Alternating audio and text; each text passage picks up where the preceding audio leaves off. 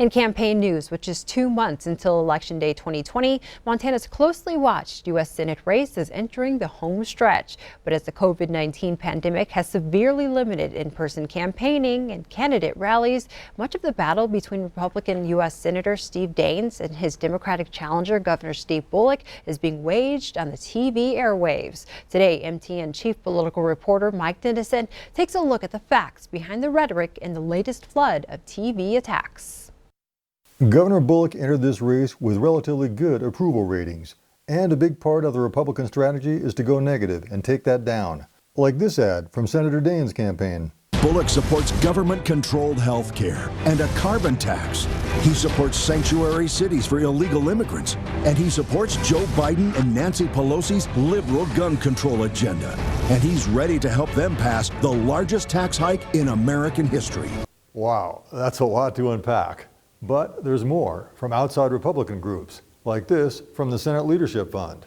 Bullock stacked his coronavirus relief task force with his own campaign donors, and many of them stand to benefit. News reports found just 13% of Montana's relief funding had actually reached small businesses and towns by late July. And this one from the National Republican Senatorial Committee. An ambitious governor who exploits Montana taxpayers, like the $14 million in state contracts paid to his brother's company, using state troopers as his personal security detail while abandoning his job to run for president. Bullock did find time to veto a bill that would have saved seniors $21 million on their Social Security benefits. Let's start with that last ad. His brother's Butte-based engineering company did get those contracts, but that was long after Bullock's brother sold his financial interest in the company, although he still sits on the company board. The NRSC has provided no evidence that the contracts weren't properly awarded. State troopers did accompany Bullock on presidential campaign trips, as they do everywhere, under an agreement with the state Justice Department. Bullock agreed to pay the Highway Patrol's incidental expenses for out-of-state travel during his presidential campaign.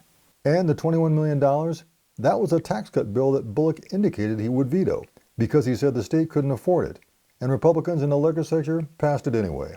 On coronavirus relief, about half of the 24 task force members appointed by Bullock to advise where the money should go have donated to his campaigns. And some of them own businesses that received relief grants, but they're a tiny fraction of the thousands of Montana businesses that have benefited. As for distribution of the money, nearly $300 million, or 25%, is now out the door, and hundreds of millions more have been allocated for schools, local governments, enhanced unemployment benefits, and other uses in the coming months.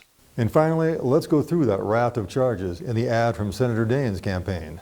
On health care, Bullock does support creating a public option, which would be a government-run health insurer to compete with private insurers, not exactly government-controlled health care. Bullock says he's never supported a carbon tax, although a climate solutions council he appointed may recommend one. Bullock also does not support sanctuary cities. He did veto a Republican-passed bill last year to ban sanctuary cities in Montana, saying it was unconstitutional and unnecessary because Montana has no sanctuary cities. On guns, Bullock does support universal background checks, including sales at gun shows, and a future ban on the sale of assault-style weapons. And finally, that largest tax hike in American history, that's presidential candidate Joe Biden's proposal to raise taxes on those earning more than $400,000 a year, a proposal that Bullock has not said he supports. With 2 months until Election Day, no doubt you'll be seeing more of these ads going after Bullock and his record. We'll keep reporting on where the candidates stand. And tomorrow, we take a look at a line of attack and support on Senator Daines' record on China. In Helena, Mike Dennison, MTN News. Absentee and other mail ballots will be sent to Montana voters just 5 weeks from now.